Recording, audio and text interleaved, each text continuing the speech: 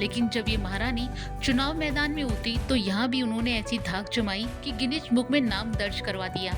उन्होंने दो प्रभावशाली प्रधानमंत्रियों से पंगा लिया और 5 महीने जेल में बिताए। जीवन के अंतिम दौर में अपना किला बचाने के लिए झुग्गी झोपड़ी वालों के साथ सड़क पर बैठना पड़ा।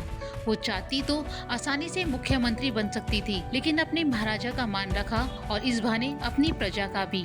दरअसल ये बात है 1962 के लोकसभा चुनावों की। तब राजस्थान में कांग्रेस की सरकार थी और मुख्यमंत्री थे मोहनलाल सुखाड़िया।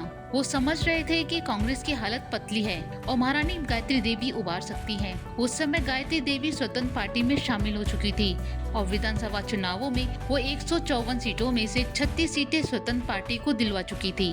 तब मोहनलाल सुखाड़िया ने गायत्री देवी से कांग्रेस में शामिल होने और जयपुर से लोकसभा चुनाव लड़ने का आग्रह किया। गायत्री देवी ने अपने पति महाराजा सवाई मानसिंह से इस प्रस्ताव पर बात की। मानसिंह तो लगभग तैयार हो गए, लेकिन गायत्री देवी ने याद दिलाया कि किस तरह से कांग्रेस ने 1956 में महाराजा सवाई मानसिंह को राष्ट्र प्रमुख पद से हटाकर उनका अपमान किया था। हटाए जाने के 2 साल पहले जयपुर रियासत के प्रधानमंत्री हीरालाल शास्त्री ने कहा था कि राष्ट्र प्रमुख क्या है, दस्तखत करने की मशीन ही तो है। हालांकि तब पंडित जवाहरलाल नेहरू और सरदार वल्लभ भाई पटेल ने इस बयान पर नाराजगी जाहिर की, लेकिन तीर कमान से निकल चुका था। महारानी गायत्री देवी को घायल कर चुका था और वो प्रण ले चुकी थी कि कांग्रेस के खिलाफ देश भर में राजगोपालाचारी की पार्टी स्वतंत्र पार्टी के जरिए अलग जगानी है। वहीं अगर महारानी गायत्री देवी कांग्रेस में शामिल हो जाती तो ये तय था कि बाद में प्रधानमंत्री की पद की सबसे तगड़ी दावेदार होती, लेकिन उन्होंने स्वतंत्र पार्टी के टिकट से जयपुर लोकसभा चुनाव लड़ा। कुल पड़े 2,46,000 मतों में से 1,94,000 वोट ही महारानी ने हासिल कर लिए और विश्व रिकॉर्ड बनाया। इन दोनों हर नेता को आंधी बता दिया जाता था, लेकिन सबसे पहले ये नारा महारानी गायत्री देवी के लिए 60 के दशक में लगाया गया था। नारा था, चुनाव नहीं, ये तो गायत्री देवी की आंधी है।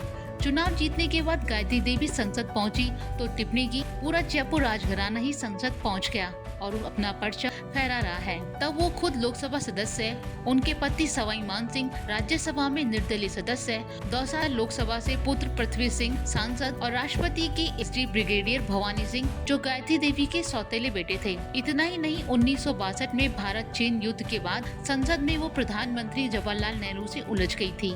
उनका कहना था, अगर आपको किसी चीज के बारे में कुछ पता तो आज हम इस झंझट में नहीं पड़ते।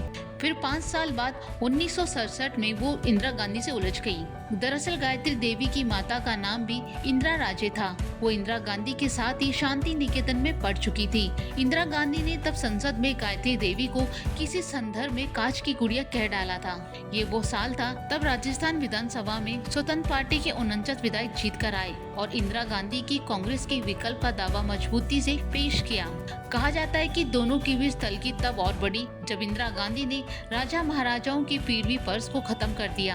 आपातकाल के समय गायत्री देवी को गिरफ्तार कर 5 महीने तिहाड़ जेल में रखा गया।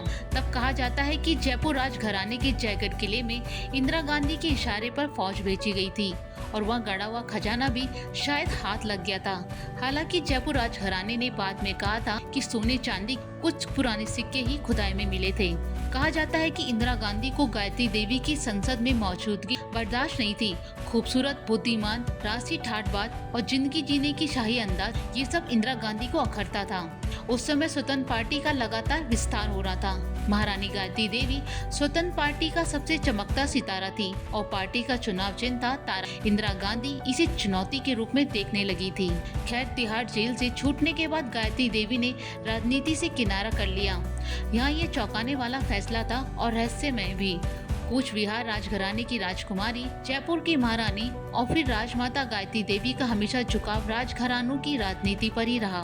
खुद तो वो मुख्यमंत्री नहीं बन पाई, या यूँ कहा जाए कि कांग्रेस में जाकर मुख्यमंत्री नहीं बनने की अघोषित कसम ने उन्हें इस पद से दूर रखा। लेकिन 1977 में मौका मिला तो डूंगरपुर के महारावल लक्ष्मण सिंह को मुख्यमंत्री बनने के लिए पूरा जोर लगा दिया।